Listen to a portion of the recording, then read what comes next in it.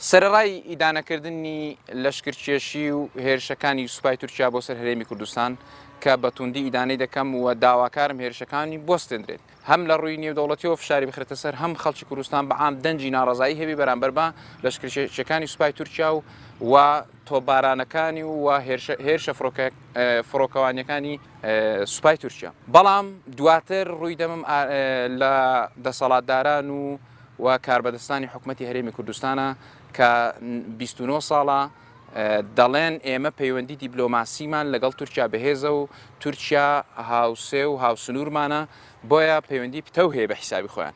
ئەگەر لە ڕۆژێکی وەک ئەمڕۆ کە کوردستان و هاوڵاتیانی کوردستان و خاچی کوردستان پێویستی بەو پەیوەندی دیبلۆماسی و پەیوەندی دیبلۆماسی دەسەڵاتدارانی کورد هەیە کە لەگەڵ تورکیا هەیەە کەی ئەم پەیوەندیان بەکاردەهێنن لە بەرژەوەندی خەڵکی کوردستان. ئەگەر لە ڕۆژێکی وەک ئەمڕۆ کە هاوڵاتیان و گەنجانی هەرێمی کوردستان شەهید دەکرێن بەدەستی سوپای تورکیا بە فڕۆکەکانی بە تۆبارانی فڕۆکانی تورکیا و ڕز و باخی هاوڵاتیان دەسووتێنرێت و مەردارەکان و جوتیارانی هەرێمی کوردستان ئاوارە دەبن زەرمەند دەبن و چەندین زیانی تر کە لە ڕووی ئابووری لە ڕووی سەرمایەداریەوە بەر هەرێمی کوردستان کەوتووە کەی ئەم دەسەڵاتیان بەکاردێنن. بۆیە پێویستە دەسەڵاتدارانی هەرێمی کوردستان بە باشی بێنە سەرخەت لەگەڵ تورکیا و ڕێگر بن لە بەردەم هێرشەکانی سوپای تورکیا بۆ ئەوەی خەڵکی کوردستان بە ئاسوودەی بژی، چونکە زەرمەندی سەرەکی هیچ هێزی چەکدارە نە لایەنی شەڕکەرە نە لایەنی شەڕ لەگەڵ کراوە، بەڵکو زەرمەندی سەرەکی هێز هاوڵاتیانی هەرێمی کوردستانە و جوتیاران و مەردارانی هەرێمی کوردستانە. بەڕای خۆم ئەگەر پەیوەندیەکان لە پەیوەندی نەتەوەی و پەیوەندی هەرێمی و پەیوەندیەکی ینی پەیوەندەکان لە ئاستی دەوڵەت و حکوومەتداری بە ئەوە تا ئێستا سوودیان دەبوو ئەو پەیوەندیانە. بەڵام من گومانم لە هەبوونی پەیوەندی هەرێمی کوردستان لەگەڵ تورکیا هەیە پەیوەندیەکان بچوو کراوەتەوە لەگەڵ پەیوەندی شەخصی و حیزبی لە پێناوی بەرژەوەندی حیزبی و کەسی پەیوەندیەکان بەکاردەهێنرێت. ئەویش هەستەکەم زیاتر پەیوەندیەکان نەک پەیوەندی دیبلۆماسی بن بەڵکو پەیوەندی ئابووری بن لە نێوان چەند کەسێک لەگەڵ تورکیا. ئەجینا تا ئێستا لەو پەیوەندیەی کە لە نێوان هەرێمی کوردستان و تورکیا هەیە هاوڵاتیان سوودمەند نەبووین. ئەو کەسانە زۆر لە دوژمنترن کە شۆڤاری و جاسووسی بەسەریەکەوە ئەکەن. باشترین شت باشترین بەرەنگاربوونەوە باشترین ڕوبەڕووبوونەوە لەگەڵ دوژمن یەکگرتنی کوردستانە، یەکگرتنی خەڵکی کوردستان و هێزەکانی کوردستانە و حیزبەکانی کوردستانە بەرامبەر بە دوژمنە دەرەچەکانی هەرێمی کوردستان، چونکە پەرتەوازەی وا ئەکات کە دوژمنان زیاتر سوود لە ینی سوود لە دەرفەتەکان ببینن و بە ئاسانی دەتوانن بێن داخل هەرێمی کوردستان بین ئەوەی کە دەبینین ئێستا کوردستان هەموو وڵاتانی جیهان بە ئارەزوی خۆیان تەراتێن لە هەرێمی کوردستان دەکەن و کەس ناڵێت ماڵتان لەکوێیە.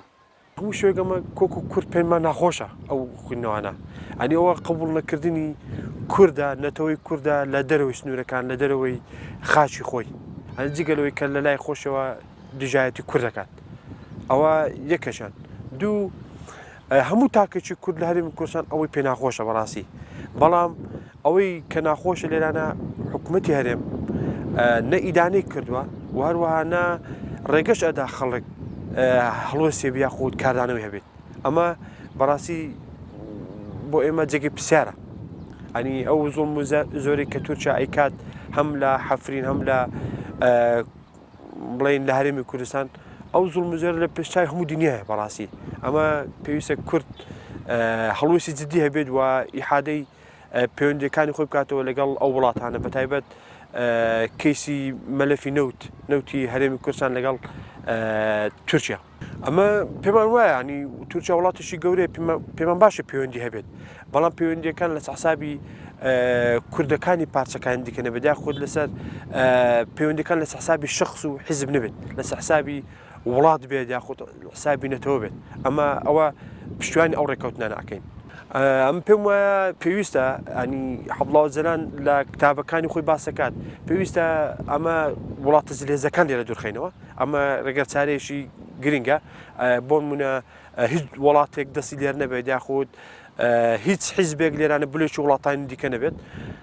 ئەمە گرنگە و نەتەوەی کۆنگری نەتەوەی زۆر گرنگە بەڕاستی بەڵام لەسەر ئەوەی کە پێویستە کەسی یەکەمەکانی حزب بەژاری بڵین کۆنگرەکە بکات و هەروەها کۆنگرەکە لەسەر بە شخصەن نەکرێت یاخود ڕێی یەک حزب یاخود ڕێی یەک لایەنێک تێدا کۆنە بێتەوە.